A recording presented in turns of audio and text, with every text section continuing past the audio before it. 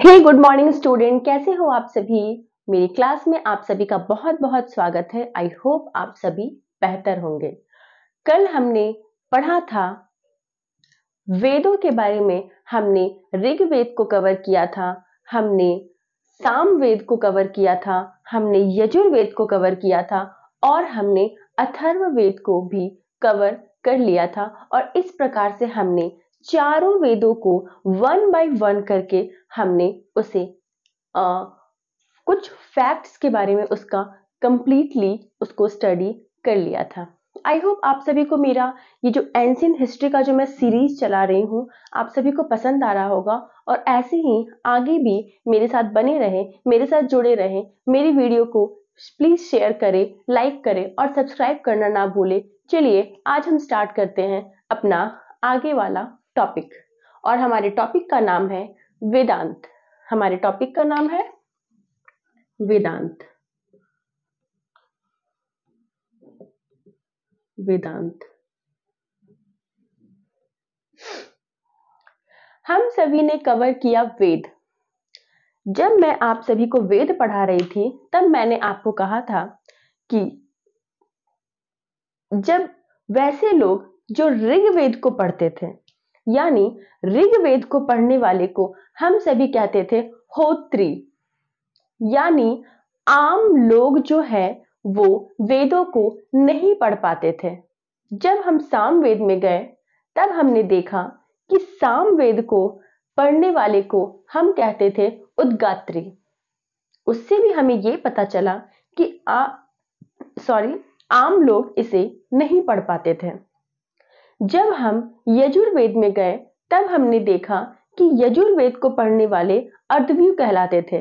इस प्रकार से हम वेदों को वन बाय वन पढ़ते हुए यह देखते थे कि वेद को कोई भी आम इंसान नहीं पढ़ सकता था, अर्थात इन वेदों को पढ़ने के लिए ज्ञानियों की आवश्यकता पड़ती थी जो उन्हें अच्छे से समझ सकते थे। लेकिन समस्या ये आ रही थी कि आम नागरिक इसे कैसे पढ़ें। तो आम नागरिकों के पढ़ने के लिए ही एक ग्रंथ बनाया गया, एक ग्रंथ को रचा गया।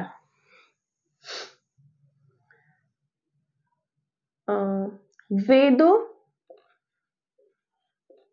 को आसान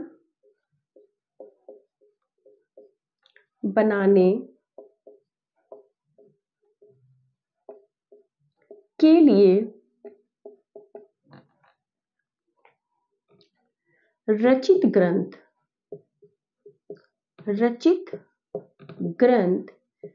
जिसे हम कहते हैं वेदांग।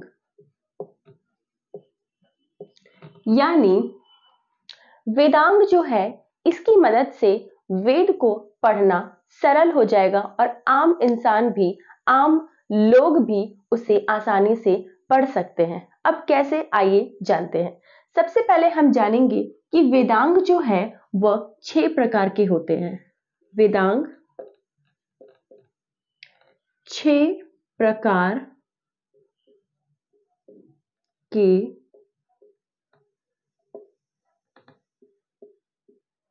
होते हैं।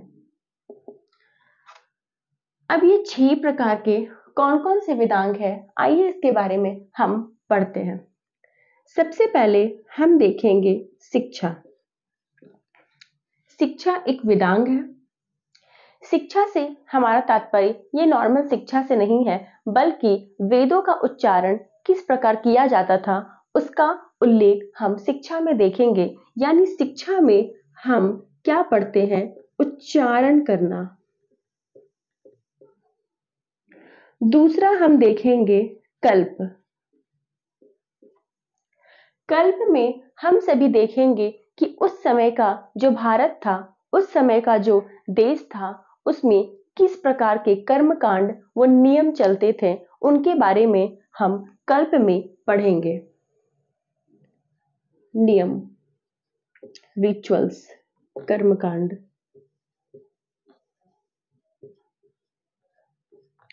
यानी हम डायरेक्ट जब वेद को नहीं पढ़ पा रहे थे तब हमने पहले उसका उच्चारण करना सीखा, फिर हमने उसके नियम को जाना, उसके बाद हमने व्याकरण को जाना।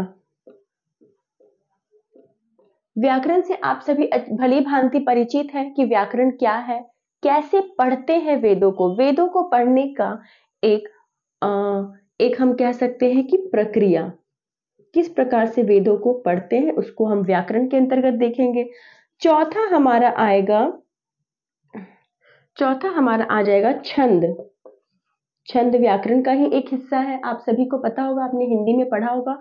और अगर आप इसको अगर डिटेल्स वाइज पढ़ना चाहते हैं तो आप प्लीज मुझे कमेंट करिएगा, मैं आपको हिंदी भी डिटेल वाइज पढ़ाऊंगी। फिलहाल इसमें हम कंटिन्यू करते हैं। नंबर 5 है हमारा निरुक्त, और नंबर 6 है हमारा शिक्षा, कल्प, व्याकरण, छंद, निरुक्त, और नंबर 6 हो जाएगा ज्योतिष।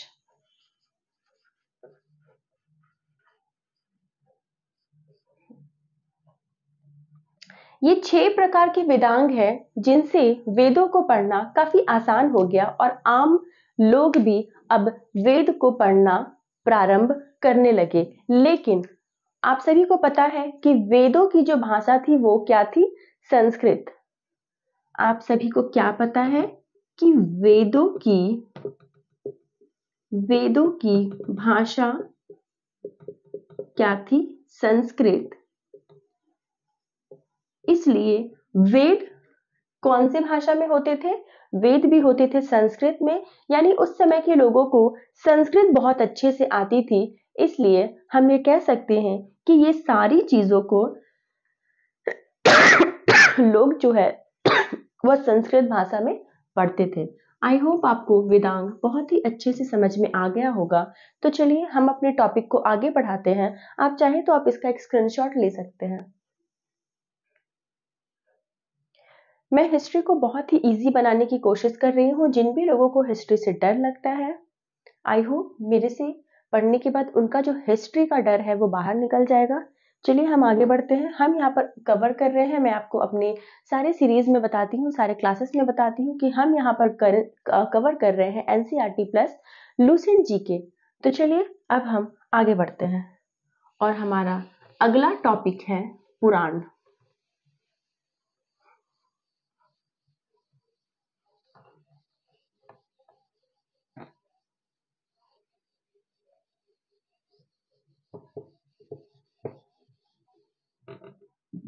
हमारा अगला टॉपिक है पुराण।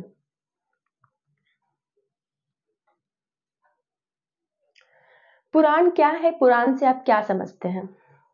हम सभी जानते हैं, हमने अपनी दादी से, नानी से, या अपने पूर्वजों से, या अपने मम्मी पापा से भी, या टेलीविजन पे, या मोबाइल में, सोशल मीडिया साइट से, बहुत ही अलग अलग माध्यमों से हमने अपने देश के, अपने भारत देश के पुराने से पुराने ऐतिहासिक कथाओं को सुना है। जैसे रामायण, महाभारत, ये सभी के बारे में हमने बहुत ही अच्छे से सुना है और देखा है।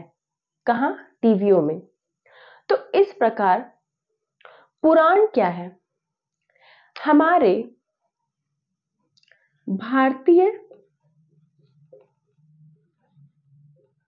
भारतीय ऐतिहासिक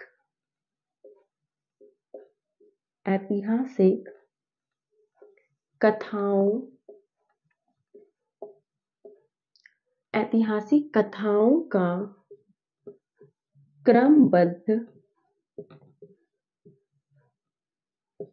ऐतिहासिक कथाओं का अच्छे से क्रमबद्ध ऐतिहासिक कथाओं का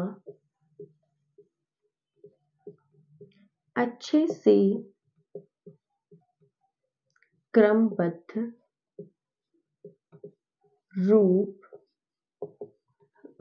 क्या कहलाता है? ये कहलाता है पुराण। आज थोड़ी मेरी तबीयत ठीक नहीं है, इसलिए गला थोड़ा सा बैठ गया है। तो आप सभी को समझ आ रहा होगा, आई होप।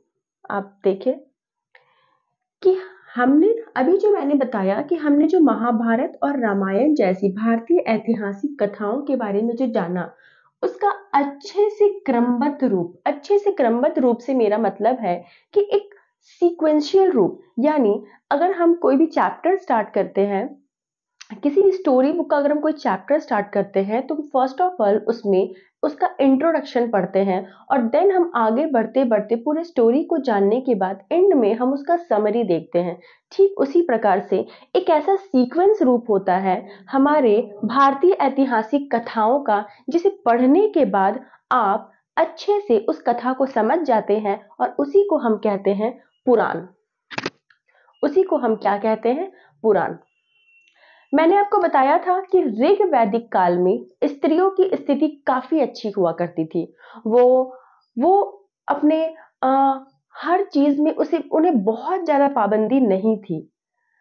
पुरुष प्रधान देश तो वो तब भी था, लेकिन स्त्रियों को ज्यादा रोक टोक, पर्दा प्रथा, बाल विवाह, ये सब को किसी भी तरह का उनके साथ जो था वो बंधन नहीं था। लेकिन जैसे जैसे हम उत्तर वैदिक काल में जाते गए, जैसे जैसे हमने ऋग वैदिक काल को पार किया और हम उत्तर वैदिक काल में गए, तो हमने देखा कि हमारा जो समाज है वो प्रदूषित होता गया। वो बहुत प्रकार की कुरीतियों से गढ़ गढ़ के बहुत ज्यादा प्रदूषित हो गया। बहुत ज्यादा नियम व कानून इतने ज्यादा, मतलब उन लोगों के अंदर इतना ज्यादा भर गया कि उन्होंने हमारे पूरे समाज को धीरे धीरे प्रदूषित करना शुरू कर दिया। और इसका सबसे ज्यादा असर अगर किसी पर पड़ा तो वो पड़ा महिलाओं और शूद्रों पर। यानी इस टॉपिक को बताने का मेरा यहाँ पर ये मतलब है कि पुराण जो थे, पुराणों को स्त्री व शूद्र नहीं पढ़ सकते थे, नहीं पढ़ सकते थे। उन्हें केवल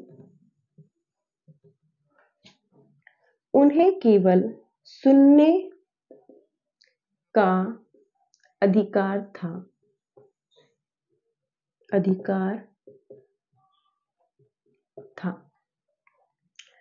जब ऋग वैदिक काल था तब स्त्रियां अपने पतियों के साथ यज्ञ में भी शामिल होती थी, साथ में यज्ञ करती थी और बहुत सारा उनको जो मान सम्मान था समाज में वो बहुत ज्यादा था। स्त्रियां पर्दा नहीं करती थी, बहुत सारी चीजें था जो ऋग वैदिक काल में स्त्रियों का स्थिति जो था वो बहुत ज्यादा बेहतर था। लेकिन जैसे ही हम उत्तर वैदिक काल में गए तो हमने देखा कि स्त्री के साथ साथ शूद्र जो थे उनके साथ उनकी जो स्थिति थी वो बहुत ही बुरी होती गई।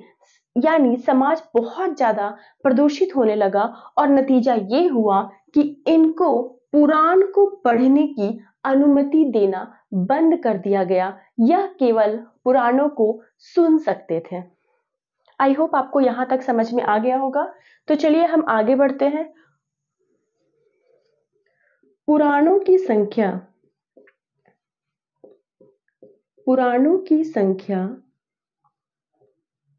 18 है। पुराणों की संख्या कितनी है? 18, जिसमें से कुछ प्रमुख पुराण जिसके बारे में मैं आपको यहाँ पर थोड़ा सा बताऊंगी। सबसे पहला हम देखते हैं मत्स्य पुराण।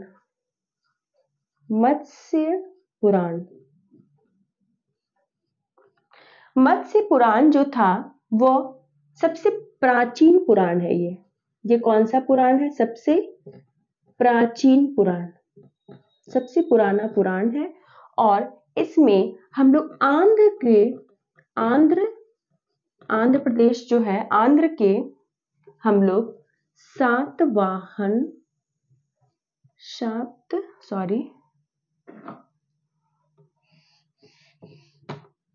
आंध्र प्रदेश के सातवाहन वंश के बारे में हम मत्स्य पुराण में पढ़ेंगे। आगे मैं आपको ये सब डिटेल वाइज पढ़ाने वाली हूँ। फिलहाल ये एक ओवरव्यू है जिसे मैं आपको दे रही हूँ। और क्योंकि हम यहाँ पर पढ़ रहे हैं पुराण, हम यहाँ पर मत्स्य पुराण को डिटेल्स में नहीं पढ़ रहे हैं, हम यहाँ पर सातवाहन वंश को नहीं पढ़ रहे हैं। आगे जब हम इस वंश को पढ़ेंगे तो आपको बहुत ही अच्छे से मैं क्लियर करूंगी।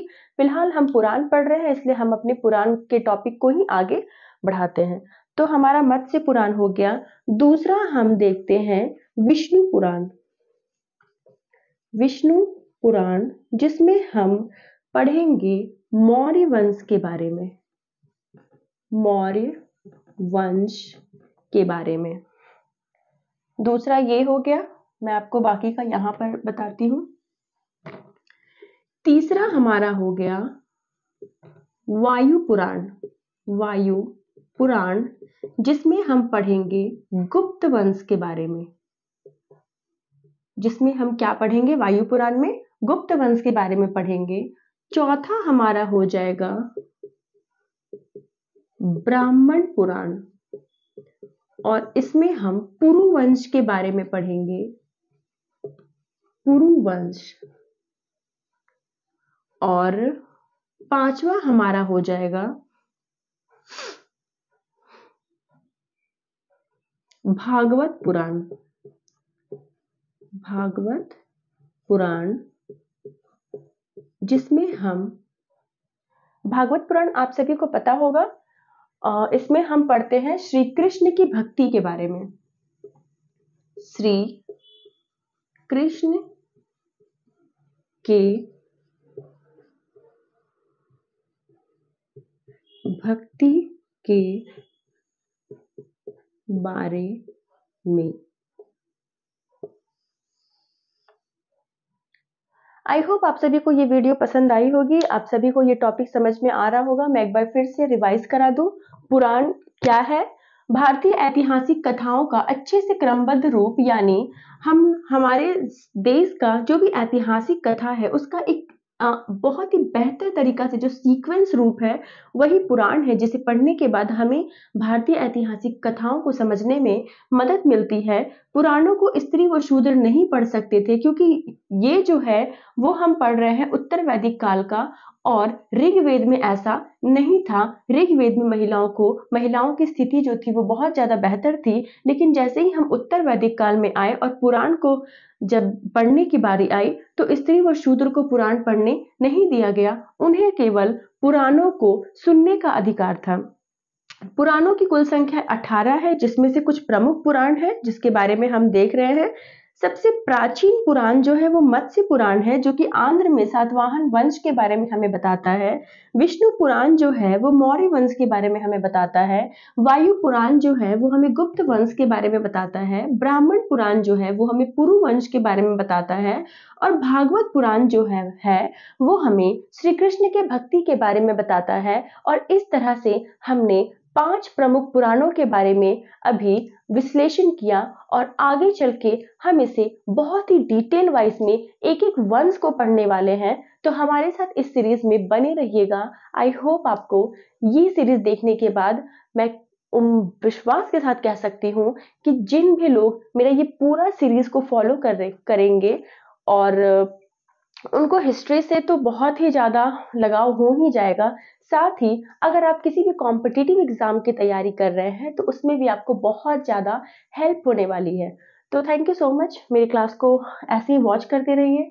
शेयर एंड सब्सक्राइब जरूर करिएगा फ्रेंड्स, क्योंकि मैं इतना मेहनत सिर्फ एक शेयर, लाइक और सब्सक्राइब के लिए करती हूँ।